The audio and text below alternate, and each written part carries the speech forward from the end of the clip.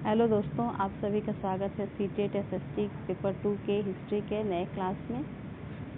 यहाँ पर कुछ महत्वपूर्ण 30 वस्तुनिष्ठ प्रश्न दिए गए हैं। तो चलिए देखते हैं प्रश्न नंबर 1 क्या है। प्रश्न नंबर 1 है, भारत का प्रथम नगर किस सभ्यता से संबंधित है? तो ऑप्शन आपके हैं वैदिक सभ्यता, सिंधु घाटी सभ्यता, मौर्य सभ्यता और गुप्त सभ्यता। तो आंसर है आपका ऑप्शन नंबर बी, सिंधु घाटी सभ्यता। इसकी व्याख्या कुछ इस प्रकार है, भारत के सबसे प्राचीन सुव्यवस्थित नगर हड़प्पा और मोहनजोदड़ो सिंधु घाटी सभ्यता के थे। ठीक है, चलिए आगे चलते हैं। प्रश्न नंबर 2 देखते हैं। प्रश्न नंबर 2 कुछ इस प्रकार है, हड़प्पा सभ्यता की मुख्य विशेषताएं क्या थी?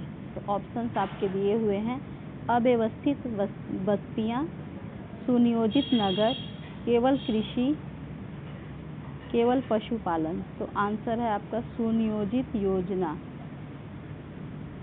सुनियोजित नगर योजना। ठीक है, ऑप्शन नंबर बी आपके आंसर हैं। चलिए आगे बढ़ते हैं, इसकी व्याख्या देख लेते हैं। तो सुनियोजित नगर योजना का मतलब अर्थ था कि चौड़ी सड़कें थी, पक्की नालियाँ थी और योजनाबद्ध मकान इसकी प्रमुख विशेषताएं थी। चलिए प्रश्न नंबर 3 देखते हैं, महाजनपदों की संख्या कितनी थी? तो ऑप्शंस आपके इस प्रकार हैं, 8, 12, 16 और 20। तो ऑप्शन नंबर सी जो है वो सही आंसर है। 16 जनपदों की संख्या कितनी थी? 16 थी। महाजनपदों की संख्या 16 थी। चलिए आगे चलते हैं।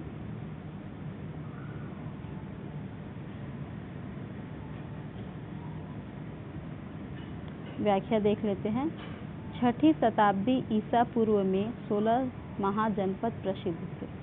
6ठी शताब्दी में 16 महाजनपद जो थे वो प्रसिद्ध थे। चलिए आगे चलते हैं।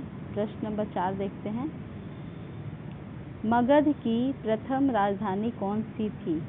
ऑप्शंस आपके हैं, पाटलिपुत्र, राजगृह, वैशाली और उज्जैन। तो आंसर है आपका ऑप्शन नंबर बी, राजगृह। व्याख्या कुछ इस प्रकार है, बाद में राजधानी पाटलिपुत्र बना दी गई। मगध की राजधानी पहले राजगृह थी, लेकिन बाद में पाटलिपुत्र बना दी गई। पाटलिपुत्र जो है पटना का पुराना नाम है। चलिए प्रश्न नंबर 5 देखते हैं, जैन धर्म के 24वें तीर्थकार कौन थे? तो आपके ऑप्शन कुछ इस प्रकार हैं। ऑप्शन नंबर ए है पार्श्वनाथ, बी है आपका महावीर स्वामी, सी है ऋषभदेव और डी है आपका नेमिनाथ। तो आंसर है आपका option number B, Mahavir Swami. व्याख्या कुछ इस प्रकार है, महावीर स्वामी ने जैन धर्म का व्यापक प्रचार किया। जो महावीर स्वामी थे वो जैन धर्म से रिलेटेड थे और उन्होंने जैन धर्म का पूरे विश्व में प्रचार किया। चलिए आगे चलते हैं। महावीर स्वामी का जन्म कहाँ हुआ था? प्रश्न नंबर 6 है, महावीर स्वामी का जन्म कहाँ हुआ था? तो ऑप्शन है आपके लुम्बिनी, कुंडग्राम, सारनाथ, बोधगया। तो महावीर स्वामी का जन्म कुंडग्राम में हुआ था। ऑप्शन नंबर बी सही आंसर है। और व्याख्या कुछ इस प्रकार है, कुंडग्राम वर्तमान में बिहार में स्थित है। कुंडग्राम अभी कहाँ है? बिहार में है। चलिए आगे चलते हैं। प्रश्न नंबर 7 देखते हैं। प्रश्न नंबर 7 क्या है, बौद्ध धर्म के संस्थापक कौन थे? ऑप्शन है आपके महावीर, गौतम बुद्ध, अशोक और है चंद्रगुप्त मौर्य। तो बौद्ध धर्म के संस्थापक आप सभी को पता होगा कि गौतम बुद्ध थे। ऑप्शन नंबर बी है सही आंसर। चलिए आगे चलते हैं, व्याख्या देख लेते हैं। गौतम बुद्ध ने मध्यम मार्ग का उपदेश दिया। ठीक है, प्रश्न नंबर 8 देखते हैं, गौतम बुद्ध का जन्म कहाँ हुआ था? ऑप्शन है आपके बोधगया, लुम्बिनी, कुशीनगर, सारनाथ।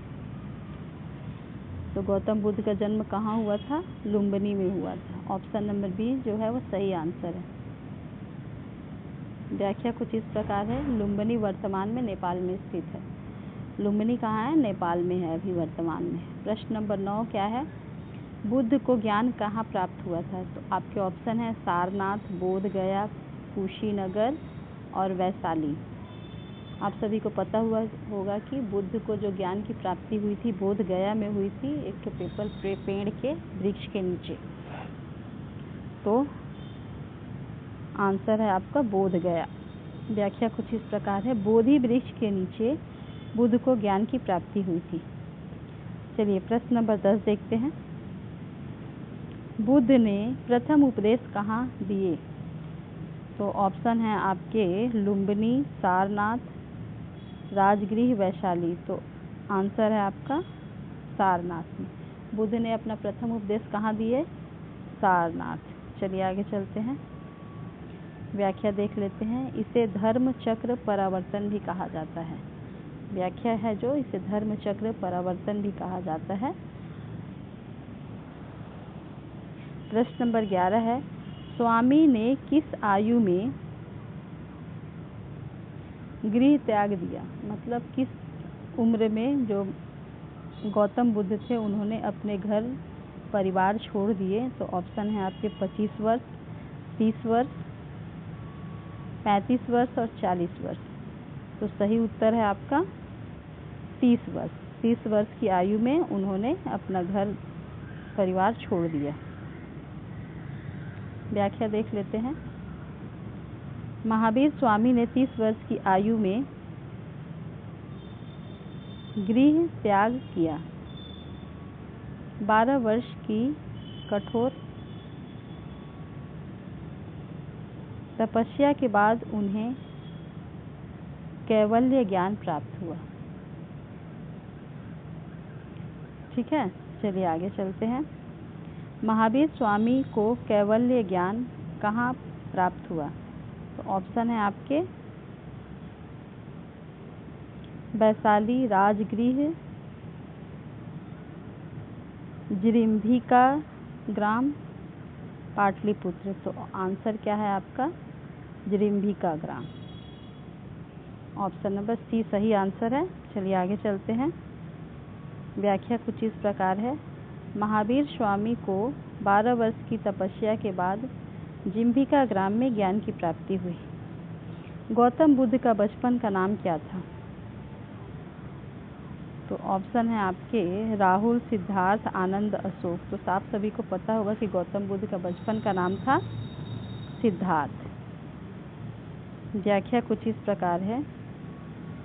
ज्ञान प्राप्त करने से पहले गौतम बुद्ध का नाम सिद्धार्थ था।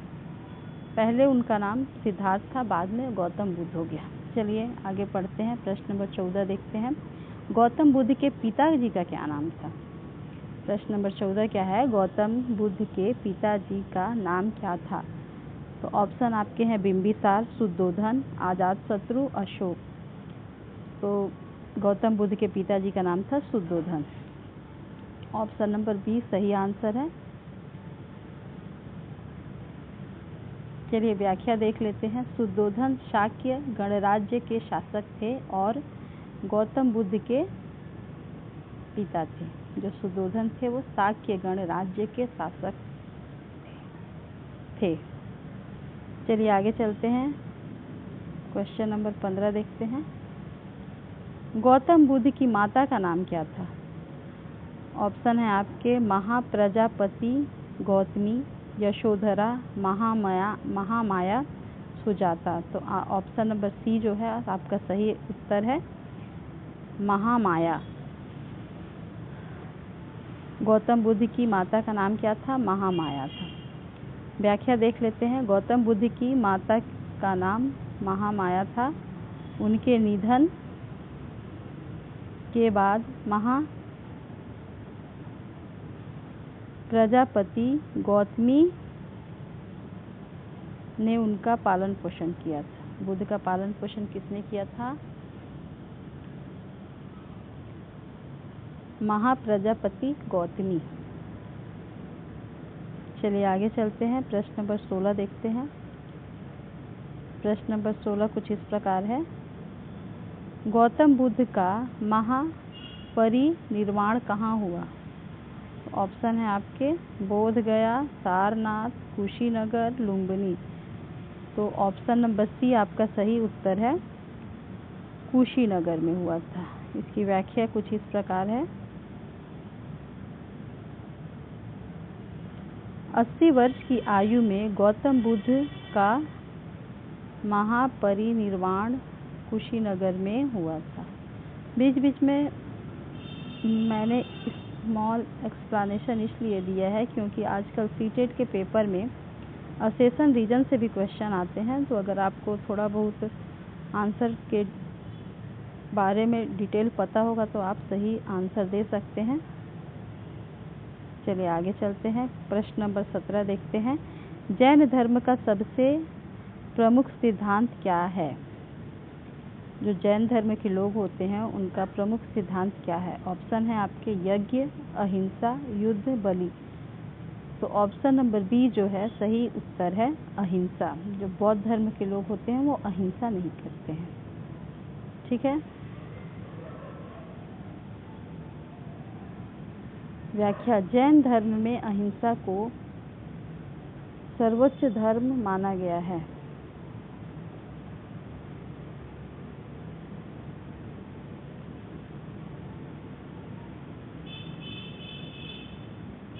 सॉरी, जैन धर्म है, बौद्ध धर्म नहीं है। बौद्ध धर्म नहीं है। ठीक है, तो आप थोड़ा ध्यान से पढ़ लेंगे क्वेश्चन।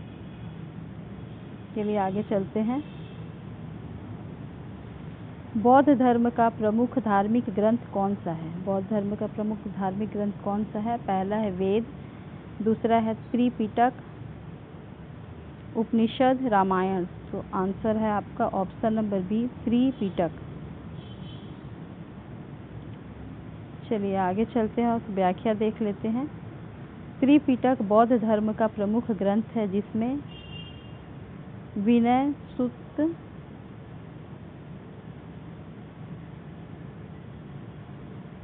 और अभिधम्म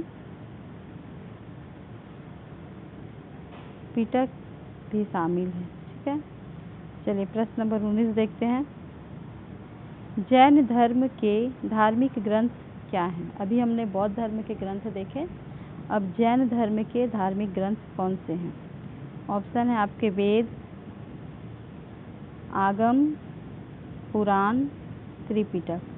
तो ऑप्शन नंबर बी जो है आपका सही उत्तर है, आगम। जैन धर्म के धार्मिक ग्रंथ कौन से हैं? आगम। चलिए आगे चलते हैं। प्रश्न नंबर 20 देखते हैं। बौद्ध धर्म में निर्वाण का क्या अर्थ है? ऑप्शन है आपके राज्य प्राप्त करना, जन्म मरण के चक्र से मुक्ति, धन प्राप्त करना, युद्ध जीतना। तो ऑप्शन नंबर बी सही उत्तर है, जन्म मरण के चक्र से मुक्ति। निर्वाण का अर्थ क्या होता है? जन्म मरण के चक्र से मुक्ति। व्याख्या कुछ इस प्रकार है। निर्वाण का अर्थ है सभी दुखों और पुनर्जन्म के चक्र से पूर्ण मुक्ति। चलिए आगे चलते हैं। प्रश्न नंबर 21 देखते हैं। प्रथम बौद्ध संगति कहाँ आयोजित की गई थी? प्रथम बौद्ध संगीति कहाँ आयोजित की गई थी? तो ऑप्शन है आपके वैशाली, राजगृह, पाटलिपुत्र, सारनाथ। तो ऑप्शन नंबर बी जो है आपके सही उत्तर हैं, राजगृह।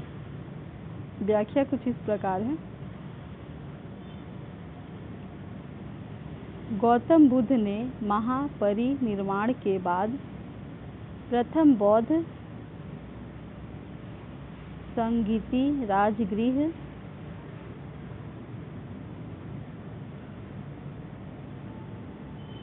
में अजातशत्रु के संरक्षण में आयोजित की गई। इसकी अध्यक्षता महाकश्यप ने की थी। ठीक है, चलिए आगे चलते हैं।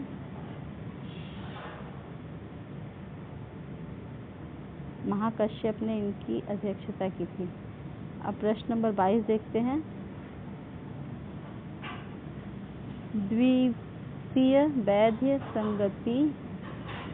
द्वितीय बौद्ध संगीति कहाँ आयोजित की गई थी? तो ऑप्शन है आपके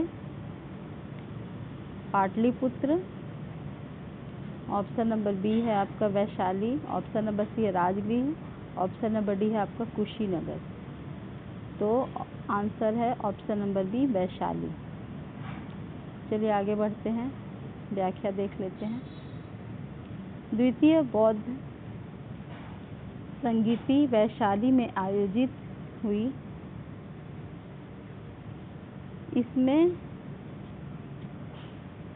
भिक्षुओं के आचार विचार और अनुशासन से जुड़े विवादों पर चर्चा हुई। जो बौद्ध भिक्षु होते हैं उनके आचार विचार और अनुशासन से जुड़े विवादों पर चर्चा हुई। प्रश्न नंबर 23 देखते हैं। तृतीय बौद्ध संगीति किस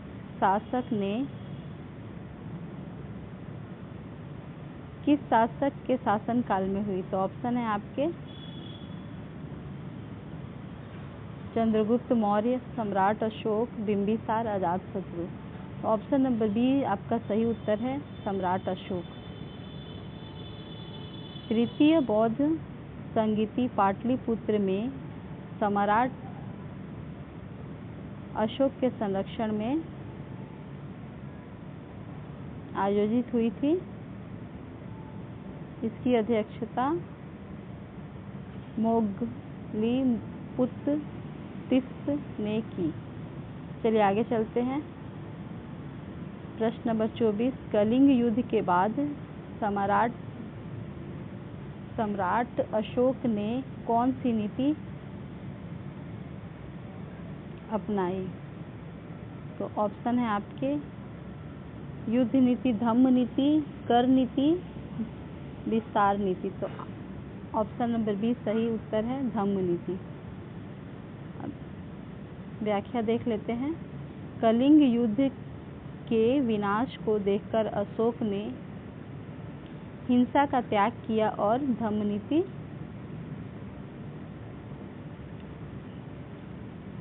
के प्रचार प्रसार का मार्ग अपनाया। चलिए आगे देखते हैं। प्रश्न नंबर 25। महाजनपदों में सबसे शक्तिशाली महाजनपद कौन सा था? ठीक है, तो 16 जो महाजनपद थे उसमें सबसे शक्तिशाली जो राज्य था वो मगध था। ऑप्शन नंबर बी आपका सही उत्तर है। व्याख्या कुछ इस प्रकार है। उपजाऊ भूमि, लौहयस्क, गंगा नदी तथा शक्तिशाली शासकों के कारण जो मगध सबसे शक्तिशाली महाजनपद बना। ठीक है, चलिए आगे चलते हैं। पाटलिपुत्र को मगध की राजधानी किसने बनाया? तो ऑप्शन है आपके बिंबिसार, उदयन, अजातशत्रु, अशोक। तो ऑप्शन नंबर बी जो है आपका सही उत्तर है, उदयन। चलिए आगे चलते हैं, व्याख्या देख लेते हैं। उदयन ने गंगा और सोन नदी के संगम पर स्थित पाटलिपुत्र को मगध की राजधानी बनाई। ठीक है, प्रश्न नंबर 27 देखते हैं। बौद्ध धर्म का प्रमुख प्रतीक क्या है? कमल, धर्मचक्र, त्रिशूल, स्वास्तिक। तो बौद्ध धर्म के जो प्रमुख प्रतीक है वो क्या है? धर्मचक्र। ऑप्शन नंबर बी जो है वो सही उत्तर है। चलिए आगे चलते हैं, की व्याख्या देख लेते हैं। धर्मचक्र बुद्ध के उपदेश, धर्म के प्रवाह और अष्टांगीन मार्ग का प्रतीक माना जाता है। चलिए प्रश्न नंबर 28 देखते हैं। जैन धर्म में मोक्ष प्राप्ति का प्रमुख मार्ग क्या है? तो ऑप्शन है आपके अष्टांगिक मार्ग, त्रिरत्न, यज्ञ, पंचशील। तो ऑप्शन नंबर बी सही उत्तर है, त्रिरत्न। व्याख्या कुछ इस प्रकार है। जैन धर्म में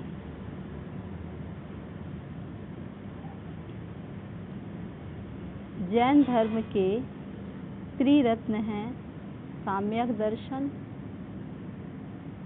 सम्यक ज्ञान और सम्यक चरित्र। तीन रत्न कौन से हैं? सम्यक दर्शन, सम्यक ज्ञान और सम्यक चरित्र।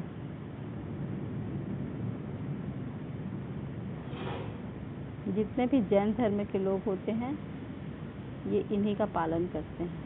चलिए प्रश्न नंबर 29 देखते हैं। गौतम बुद्ध किस कुल से संबंधित थे? ऑप्शन है आपके मौर्य कुल से, शाक्य कुल से, गुप्त कुल से, नंद कुल से। तो ऑप्शन नंबर बी जो है आपका सही उत्तर है, शाक्य कुल से। गौतम बुद्ध किससे संबंधित थे? शाक्य कुल से संबंधित थे। चलिए व्याख्या देख लेते हैं। गौतम बुद्ध का जन्म शाक्य गणराज्य के राज परिवार में हुआ था, इसलिए उन्हें शाक्य मुनि भी कहा जाता है। गौतम बुद्ध का और एक नाम क्या है? शाक्य मुनि। चलिए आगे चलते हैं। प्रश्न नंबर 30 देख लेते हैं। जैन एवं बौद्ध धर्म का उदय किस शताब्दी ईसा पूर्व में हुआ? ऑप्शन है आपके ऑप्शन नंबर ए है 8वीं शताब्दी ईसा पूर्व, ऑप्शन नंबर बी 6वीं शताब्दी ईसा पूर्व, ऑप्शन नंबर सी 4वीं शताब्दी ईसा पूर्व, ऑप्शन नंबर डी है 2री शताब्दी ईसा पूर्व। तो ऑप्शन नंबर बी 6वीं शताब्दी ईसा पूर्व जो है वो सही उत्तर है। इसकी व्याख्या कुछ इस प्रकार है। 6वीं शताब्दी ईसा पूर्व में सामाजिक, आर्थिक और धार्मिक परिवर्तन के कारण जैन एवं बौद्ध धर्म का उदय हुआ। तो ये थे आपके इतिहास के महत्वपूर्ण प्रश्न जो सीटेट में पूछे जाते हैं। तो कृपया इसे ध्यान से देखें, पढ़ें, व्याख्या सहित पढ़ें, ताकि अगर असेशन रीजन से या अलग दूसरा भी कुछ क्वेश्चन पूछता है तो आपको डिटेल पता होगा, तो आप प्रश्न के उत्तर दे सकते हैं। अगर मेरा चैनल आप सभी को अच्छा लग रहा है तो कृपया लाइक, शेयर एंड सब्सक्राइब करें और बताएं कि आपको और किस टाइप के प्रश्न चाहिए। Thank you for watching my video.